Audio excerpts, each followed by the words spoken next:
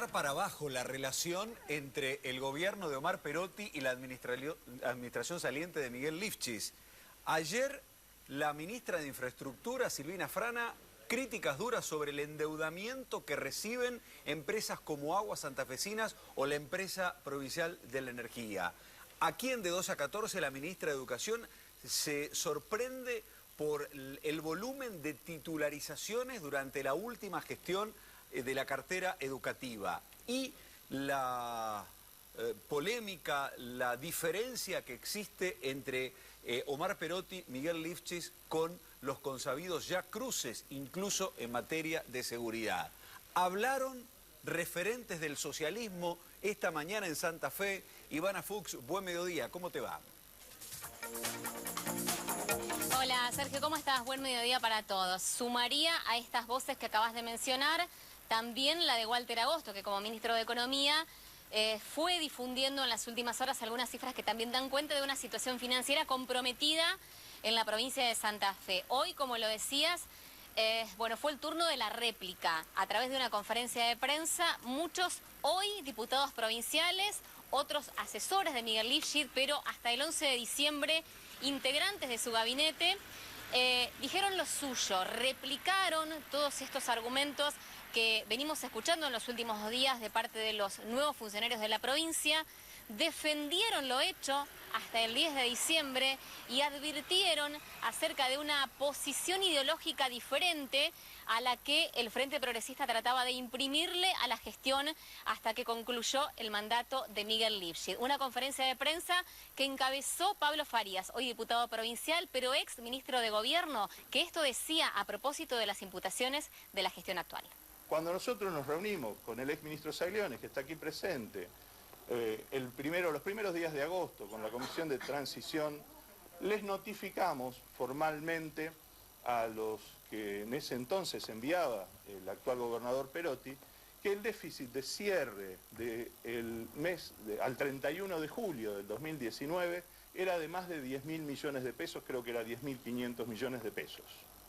El déficit de cierre al 30 de noviembre de 2019 fue de 8.200 millones de pesos. Hubo una reducción de ese déficit en esos meses porque se logró, bajo algunas políticas de restricción fuerte del gasto, poder tener un superávit en la ecuación de los meses que pasaron de julio a noviembre. Eso genera que el déficit de la provincia sea un déficit que, comparado con un presupuesto de más de 300 millones de pesos, que seguramente va a cerrar el ejecutado del 2019, y frente a un presupuesto como el del año 2020 de 408.000 millones de pesos, sea un déficit absolutamente razonable, inferior al 5%, muy inferior si lo tomamos en términos del Producto Bruto de la provincia de Santa Fe, donde este déficit no representa ni siquiera el 0,5%. Estamos en cifras absolutamente lógicas y razonables. Cifras lógicas y razonables. Sergio, es lo que dice Pablo Farías. No desmiente los números dados a conocer ni por Walter Agosto ni por la ministra Silvina Frana. Dice que son exactamente esos, porque de hecho esos son datos oficiales. Lo que sostiene Farías es que hay que contextualizarlos, que son razonables en el marco de un presupuesto que prevé, de hecho, el manejo de recursos por cifras muy por encima de las que se han dado a conocer precisamente como deficitarias o deudas por diferentes conceptos.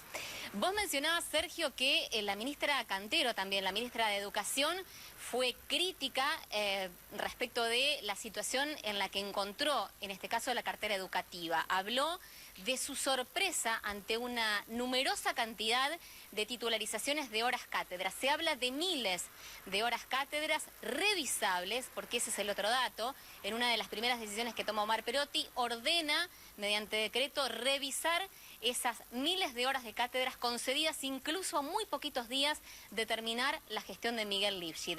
Esa es la observación de Cantero y aquí también la réplica de parte de Claudia Balaguer, hoy diputada de la provincia, ex ministra de Educación de la provincia. Es una titularización masiva. Nosotros venimos durante 12 años titularizando docentes. Tenemos ya 55.000 docentes titularizados. Esto es garantizar el derecho laboral, nada más y nada menos. Y por otro lado, garantizar que el docente en su escuela tenga un mayor compromiso, un mayor conocimiento de sus estudiantes, y esto en todo el mundo está demostrado que mejora la calidad educativa.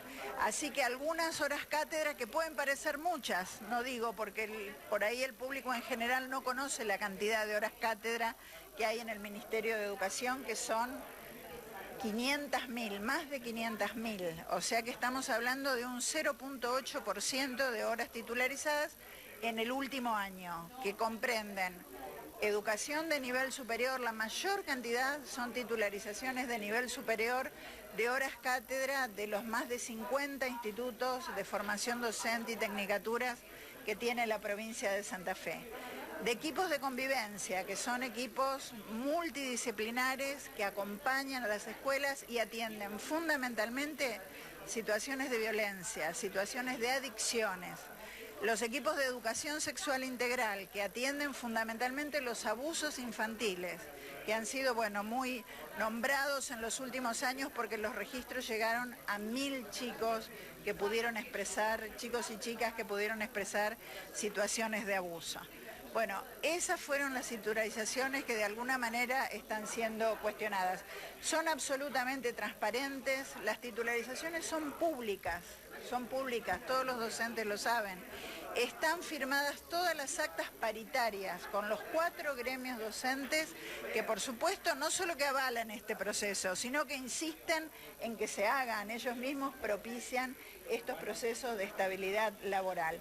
Así que realmente es bastante difícil entender estos cuestionamientos. Algunos fueron en los últimos días, sí, es verdad, algunos fueron el 5 de diciembre, pero el proceso comenzó en febrero de 2019, porque hubo concursos, tribunales examinadores, miles de docentes que se presentaron a concursar, y esto por supuesto lleva un trabajo de meses. No hay titularizaciones masivas, es lo que dijo Claudia Balaguer. No las hubo y defendió tanto la legalidad como la transparencia de todos estos actos administrativos. Y por último, Sergio, el tema obra pública. Comenzamos diciendo que ayer la ministra Silvina Frana hizo una especie de raconto de los números con lo que encontró esa cartera.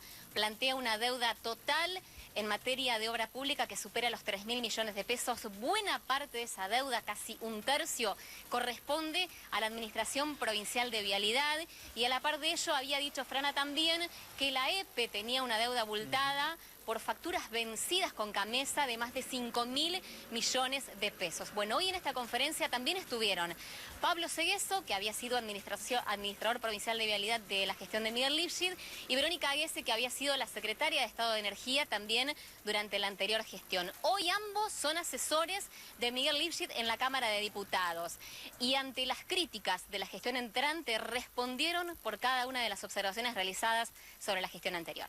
La empresa provincial de la energía factura al año alrededor de 50.000 millones de pesos, con lo cual, si debiera 5.000 millones, no sería un número exorbitante en la situación actual que estamos pasando. Pero nosotros no dejamos a la empresa con una deuda de 5.000 millones.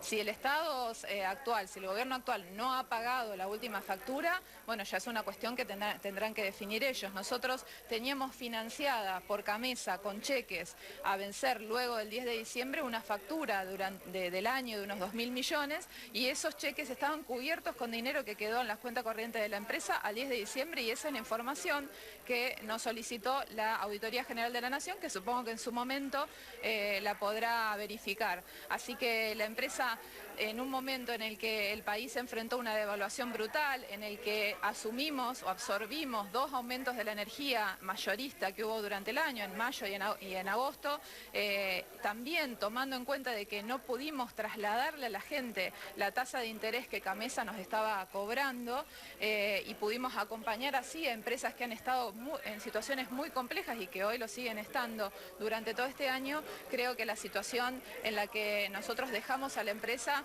para el momento que está viviendo la Argentina, y como yo ponía ayer en las publicaciones, es completamente razonable. Los números son absolutamente razonables. O sea, que niegan esta deuda de 5.000 millones como lo manifestó la ministra ayer.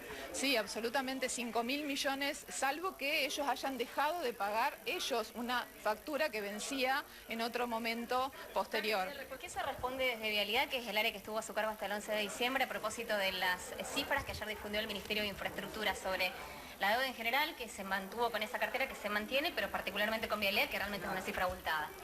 Sí, bueno, Vialidad Provincial fue justamente el área del Ministerio de Infraestructura y Transporte donde se ejecutó mayor cantidad de presupuesto. Ustedes saben, hemos hecho un plan histórico, el más grande de los últimos 50 años, que se pueden resumir en más de 1000 kilómetros de repavimentaciones, prácticamente una cuarta parte de toda la red vial santafesina, 250 kilómetros de pavimentos nuevos, 250 kilómetros de enripiados nuevos para acceder a todas las colonias y pequeñas localidades que habían quedado aisladas en la emergencia hídrica.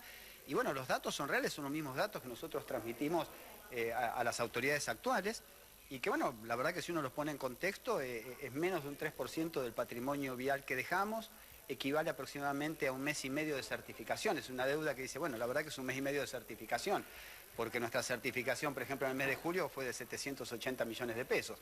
Entonces hay que poner las cifras en contexto. Yo creo que se está queriendo construir un relato con cifras reales, pero bueno, sacadas de contexto. Creo que hay que valorar todo lo que tenemos.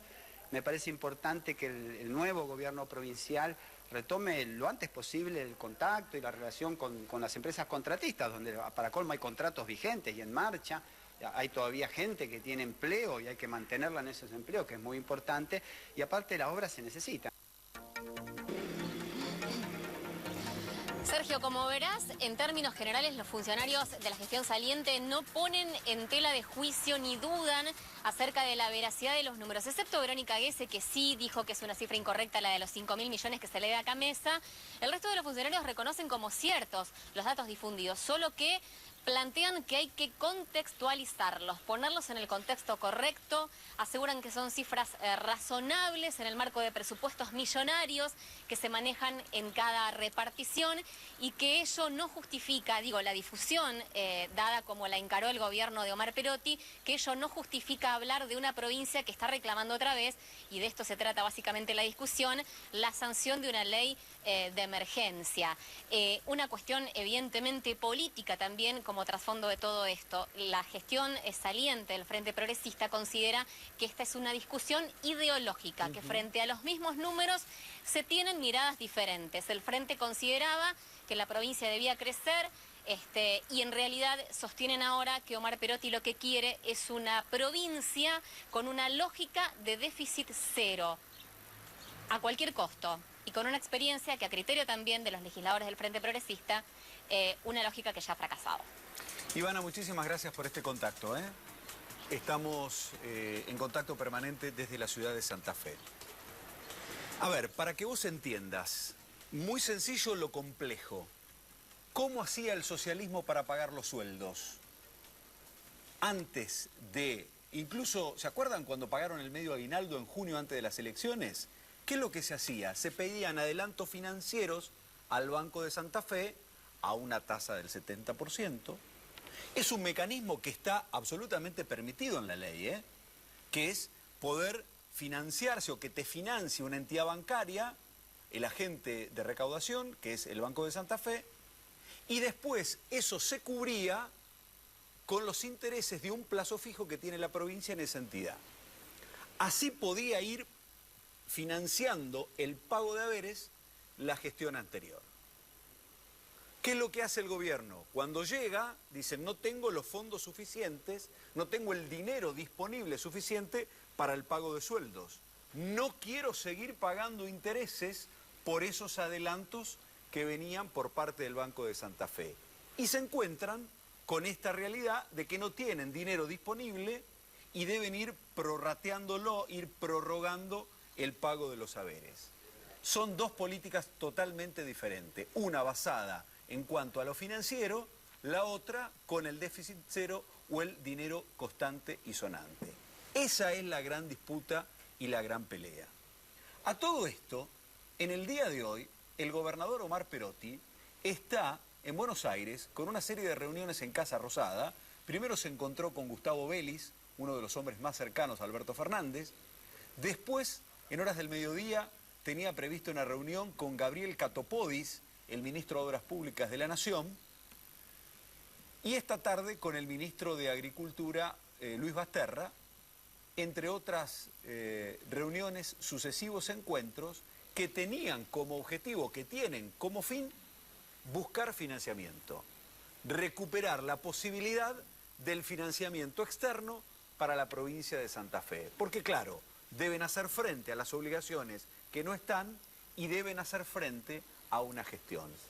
Por allí pasa la gran pelea de una gestión que se fue y de otra que todavía no llegó un mes.